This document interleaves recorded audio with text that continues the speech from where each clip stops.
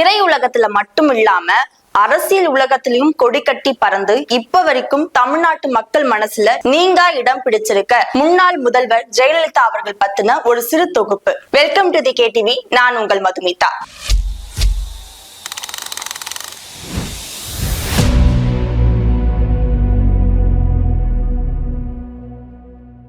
1948ஆம் ஆண்டு பிப்ரவரி 28 அப்ப ஜெயலலிதா அவர்கள் மைசூர்ல இருக்கிற மாண்டியா என்னும் ஊர்ல பிறந்தாங்க. சாதாரண குடும்பத்துலதான் பிறந்தாலும் 2 வயசுலயே அப்பாவை இழந்துட்டு மொத்தமா அம்மாவுடைய அரவணைப்புல வளர்றாங்க. தமிழ்நாட்டுல உச்சகட்ட நடிகையா இருந்தப்ப கூட தன்னோட அம்மா சொல்றதான் வேத வாக்கா நினைச்சு வாழ்ந்துட்டு இருந்தாங்க ஜெயலலிதா அவர்கள். அவங்க அம்மா தான் ஜெயலலிதா அவர்களுக்கு என்ன ட்ரெஸ் வேணும், என்ன நகை போடணும்னு எல்லாத்தையும் முடிவு பண்ணுவாங்களாம். எந்த படம் நடிக்கணும் நடிக்க கூடாதுன்ற முடிவு வரைக்கும் அவங்க அம்மா தான் எடுப்பாங்களாம். அவங்க அம்மா பேரு வேதவல்லி. ஆனாலும் எல்லாரும் சந்தியா அப்படின்ற ஒரு பேர்ல தான் அவங்க அம்மாவை அழைச்சிட்டு வந்தாங்க. அவங்களும் திரை உலகத்துல நடிச்சிருக்காங்க.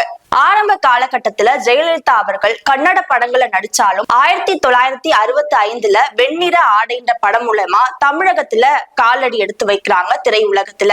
அந்த முதல் படமே அவங்களுக்கு மிகப்பெரிய ஒரு வெற்றி படமா அமைஞ்சது. அது மூலமா எம்ஜிஆர் அவர்கள் கூட நடிக்கிறதுக்கான வாய்ப்பு ஜெயலலிதா அவர்களுக்கு கிடைச்சது. எம்ஜிஆர் கூட மட்டும் 25 படங்கள் கிட்ட நடிச்சிருக்காங்க. எம்ஜிஆர் ஜெயலலிதாவுடைய காம்போ தமிழ்நாட்டு மக்களால ரொம்ப ரசிக்கப்படுற ஒரு ஜோடியா பார்க்கப்பட்டது. 1960-80 காலகட்டத்திலேயே அதிகமான சம்பளம் வாங்குற ஒரு நடிகையா ஜெயலலிதா அவர்கள் வலம் வந்தாங்க. அதுக்கப்புறமா அவங்க உச்சகட்ட நடிகையா மாறின பிறகுதான் அந்த சம்பளத்தை வச்சு போயஸ் கார்டன்ல வீடு கட்டியிருக்காங்க. அந்த வீடும் அவங்க அம்மா தான் ஒவ்வொரு செங்கலும் பார்த்து பார்த்து இந்த மாதிரி ஒரு அமைப்புல வேணும் அப்படின்னு ரொம்ப ஆசைப்பட்டு கனவோட கட்டியிருக்காங்க. அவங்க அம்மா இறந்த பிறகும் அந்த வீட்டுடைய முகப்பு வாசல் மாறக்கூடாதுன்னு உத்தரவிட்டு இருந்தாங்களா ஜெயலலிதா அவர்கள். ஜெயலலிதா அம்மையாருடைய 100வது பட பாராட்டு விழாவுல கலைஞர் அவர்கள் அவங்கள பாராட்டி இருக்காங்க. என்னன்னா, நடிப்புக்கு இலக்கணம் வகுத்தவர் ஜெயலலிதா அப்படின்னு கலைஞராலவே பாராட்டப்பட்ட ஒரு நடிகையா ஜெயலலிதா அம்மையார் இருக்காங்க. அது மட்டும் இல்லாம அவங்க கலை மாமணி விருதும் வாங்கியிருக்காங்க. ஆங்கிலம், தமிழ், கன்னடம், தெலுங்கு, மலையாளம்னு எல்லா மொழியிலும் ரொம்ப சரளமா பேசக்கூடியவங்க. அது மட்டும் இல்லாம எல்லா மொழிகளிலும் படங்கள்ல நடிச்சிருக்காங்க ஜெயலலிதா அம்மையார். ஆரம்ப காலகட்டத்துல அவங்கள அம்மு அப்படின்னு தான் அழைப்பாங்களாம். எம்ஜிஆரும் ஜெயலலிதா அம்மையார அம்மு அப்படின்னு சொல்லிதான் அழைப்பாங்க.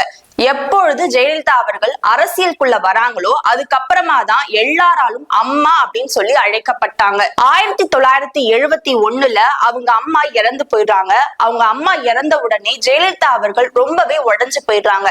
ஏன்னா தனக்கு எல்லாமே அம்மா அப்படின்னு இருந்த ஜெயலலிதா அவர்களுக்கு திடீர்னு அம்மா இல்லைன்றதை ஏத்துக்க முடியல. அந்த சமயம் தான் எம்ஜிஆர் அவர்கள் ஜெயலலிதா அவர்களுக்கு எல்லாமே ஆகுறாங்க. ஜெயலலிதா அவர்களுக்கு எம்ஜிஆர் தான் எந்த படத்துல நடிக்கணும் நடிக்க கூடாதுன்ற முடிவு எடுக்கிற அளவுக்கு ஜெயலலிதா அம்மையாருடைய வாழ்க்கையில ஒரு அங்கமாவே எம்ஜிஆர் அவர்கள் மாறிடுறாங்க. அவங்க அம்மா இறந்த பிறகு பல சமயம் தன்னுடைய சொந்த வாழ்க்கையை நினைச்சு வருத்தப்பட்டு இருக்காங்களாம். ஏன்னா அம்மா மட்டும் நல்லா சம்பாதிச்சு வச்சிருந்தா இந்த நடிகை ஆகிறதுக்கு பதிலா அவங்களுக்கு கல்யாணம் ஆகி இன்னும் 4 குழந்தைகள் பெற்றிருக்கலாம் அப்படின்ற ஒரு கவலை அவங்களுக்கு இருந்துதா சொல்லப்படுது. ஏன்னா ஆரம்ப காலகட்டத்துல அவங்க சட்டம் படிக்கணும்னு ஆசைப்பட்டாங்களாம். அதுக்கப்புறம் எல்லா நடிகை கிட்டையும் கேட்கிற ஒரு கேள்வி மாதிரி ஜெயலலிதா அம்மையார் கிட்ட ஒரு கேள்வி கேட்கப்படுது. அது என்னன்னா, நீங்க நடிக்க வரலன்னா என்ன ஆகிருப்பீங்க அப்படின்னு கேட்டிருக்காங்க. அதுக்கு ஜெயலலிதா அம்மையார் என்ன சொல்லியிருக்காங்கன்னா, எனக்கு ஆங்கிலத்துல பட்டம் வாங்கணும்ன்ற ஆசை இருக்கு. அதே சமயம் ஓவியமும் நல்லா வரைய கத்துக்கணும்ன்ற ஆசையும் இருந்தது. ஆனா நான் நடிகையா ஆகணும்னு மட்டும் நினைச்சதே கிடையாது.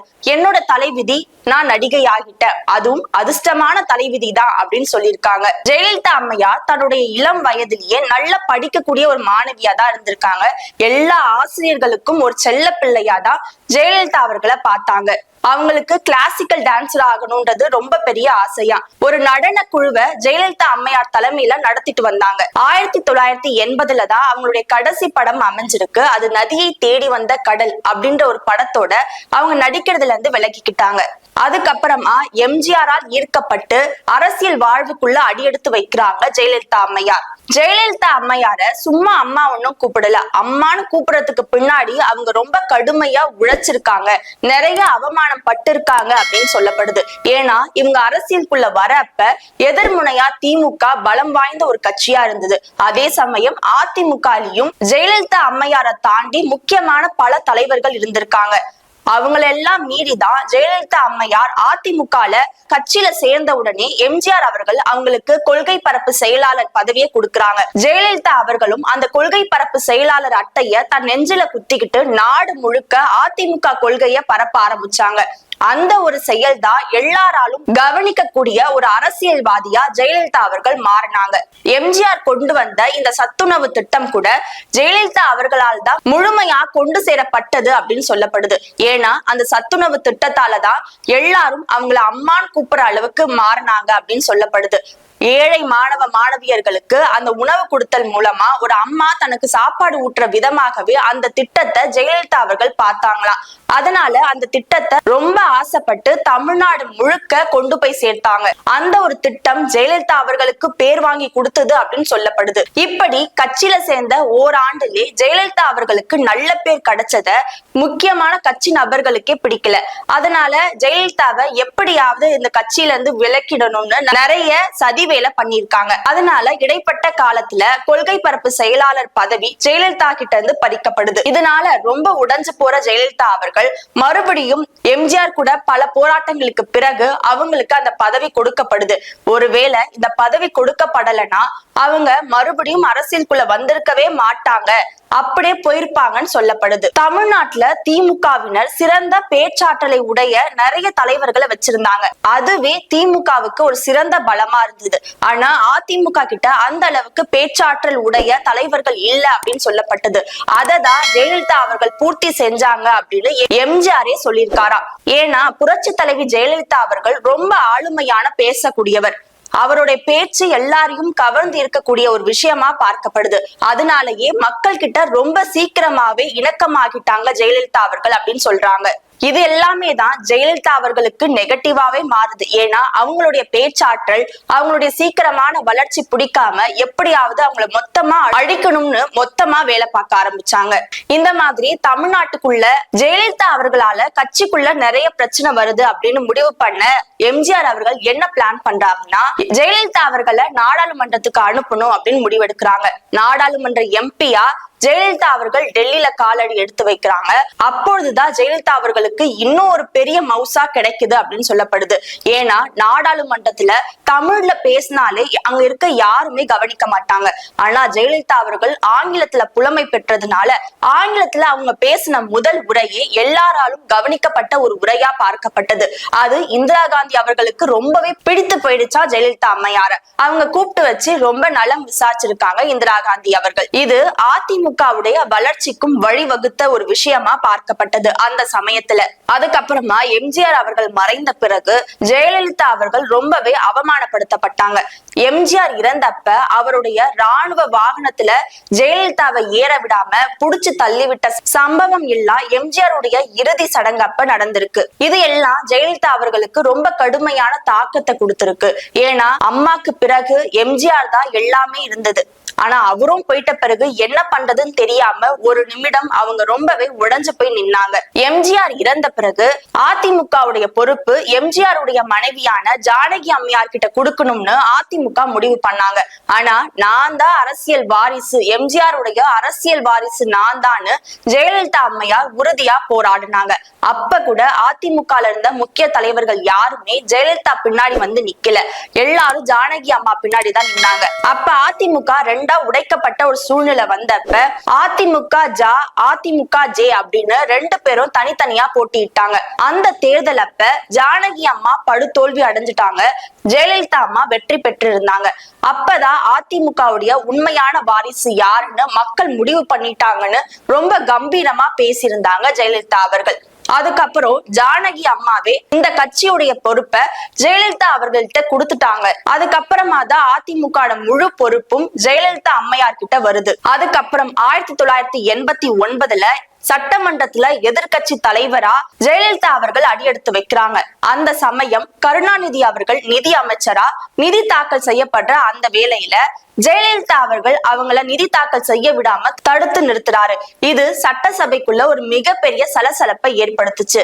எப்படியாவது ஜெயலலிதா அம்மையார வாய் மூட வைக்கணும்னு ரொம்ப தவறான வார்த்தைகளை பயன்படுத்தி ஜெயலலிதா அவர்களை திட்டுறாங்க. திட்டுனது மட்டும் இல்லாம அவங்க சேலைய புடிச்சு இழுத்து முடிய புடிச்சு இழுத்து மொத்தமா தள்ளி விட்டுடுறாங்க. இதனால இது ஜெயலலிதா அவர்களுக்கு ஒரு மிகப்பெரிய அவமானமா பார்க்கப்பட்டது. இது தமிழ்நாட்டு மக்களாலையும் ஏற்றுக்கொள்ள முடியாத ஒரு விஷயமா பார்க்கப்பட்டது. ஏன்னா ஒரு பெண்ணா இத்தனை பேரை தாண்டி அரசியல் வாழ்க்கைக்குள்ள வந்தவங்கள ஒரு பெண்ணுன்றதுக்காக மட்டுமே அவங்கள அடிச்சு வெளியே தள்ளுறது எந்த விதத்துல நியாயமா இருக்குன்றதுதான் தமிழ்நாட்டு மக்களுடைய ஒரு மிகப்பெரிய கோபமா மாறுச்சு. அப்ப வெளியேறின ஜெயலலிதா அம்மையாரும் இந்த சட்டசபைக்குள்ள நான் மறுபடியும் வரதா இருந்தா முதலமைச்சரா மட்டும்தான் வருவேன்னு ஒரு முடிவோடு அங்கிருந்து கிளம்பினதா சொன்னாங்க. இது எப்படி பார்க்கப்பட்டது அப்படின்னா, மகாபாரதத்துல பாஞ்சாலியுடைய துயில் உரிக்கும் பொழுது பாஞ்சாலி எப்படி ஒரு சபதம் எடுத்து வெளியே போனாங்களோ அதே மாதிரிதான் ஜெயலலிதா அம்மையாரும் ஒரு சபதம் எடுத்து வெளியே போனாங்க. அதே மாதிரி அந்த சபதமும் வெற்றி பெற்றது. ஏன்னா 1991 ஜெயலலிதா அம்மையார் முதல்வரா சட்டசபைக்குள்ள காலடி எடுத்து வைக்கிறாங்க. அந்த தேர்தல் அப்ப கருணாநிதி அவர்கள் படுதோல்வி அடைஞ்சாரு. அந்த வெற்றிக்கு என்ன காரணமா பேசப்பட்டதுன்னா, ஜெயலலிதா அம்மையாருக்கு நடந்த இந்த கொடுமையும் 1991 அப்ப ராஜீவ் காந்தி அவர்கள் சுட்டுக் கொல்லப்பட்டாரு. அந்த ஒரு காரணமும் அது ஒரு பரிதாப ஓட்டா அதிமுக காங்கிரஸ் கூட்டணிக்கு விழுந்ததா சொல்லப்படுது. அதனாலதான் 1991 அப்ப ஜெயலலிதா அம்மையார் முதல்வரா சட்டசபைக்குள்ள காலடி எடுத்து வச்சாங்க. அதுக்கப்புறமா தான் தமிழ்நாட்டுல ஒரு அழிக்க முடியாத ஒரு மிகப்பெரிய சக்தியா ஜெயலலிதா அம்மையார் மாறுறாங்க. யார்கிட்ட வேணாலும் ஜெயலலிதா அம்மையாரை பத்தி கேட்டா அவங்க என்ன தெரியுமா சொல்லுவாங்க? ரொம்ப கடுமையானவங்க, கோபக்காரங்க, பிடிவாதக்காரங்க அப்படின்னு அடுக்கடுக்கா பல குற்றச்சாட்டுகளை ஜெயலலிதா அம்மையார் மேல வைப்பாங்க. உண்மையா ஜெயலலிதா அம்மையார் அப்படிப்பட்டவங்களே கிடையாது. அவங்களுக்கு ரொம்பவே இலகுவான மனசு இருக்குமா. அத யாரும் வீக்னஸா எடுத்துக்க கூடாதுன்றதுக்காக தான் கோபத்தை தன்னுடைய காப்பா மாத்திக்கிட்டாங்க ஜெயலலிதா அம்மையார். உண்மையாகவே எல்லார் மேலையும் ரொம்ப அக்கறையான ஒரு மனிதரா தான் ஜெயலலிதா அம்மையார் பார்க்கப்பட்டாங்க. அதுக்கு என்ன உதாரணம் சொல்லலாம் அப்படின்னா, ஒரு அம்மா ஜெயலலிதா அம்மையார் கிட்ட வந்து என்னுடைய கணவர் இழந்துட்டாங்க, எனக்கு பிள்ளைங்க இருக்கு, அவங்கள பாத்துக்கணும், ஆனா வருமானம் இல்ல, நான் என்ன பண்றதுன்னு எனக்கு தெரியல, எனக்கு ஏதாவது ஒரு வழி சொல்லுங்க அப்படின்னு ஜெயலலிதா அம்மையார் கிட்ட வந்து நிக்கிறாங்க. அப்ப அவங்க என்ன பண்ணிருந்திருக்கலாம், ஏதோ ஒரு 2 லட்சம் 3 லட்சம் கொடுத்து அவங்க குடும்பத்தை பாத்துக்கோ அப்படின்னு சொல்லி அனுப்பியிருக்கலாம். ஆனா அவங்க பண்ணது என்ன தெரியுமா?